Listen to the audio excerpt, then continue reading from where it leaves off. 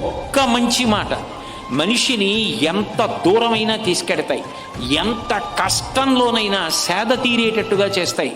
అదే ఒక్క మాట, మాట్లాడకూడని మాట, అవతల వారి జీవితాలు పాడు చేసే మాట, తేలికగా జీవితం గడిపేయచ్చు అని హితబోధ చేసినట్టుగా చెప్పేటటువంటి మాటలు, అవి మనుష్యుల జీవితాలు పాడు చేసేస్తాయి.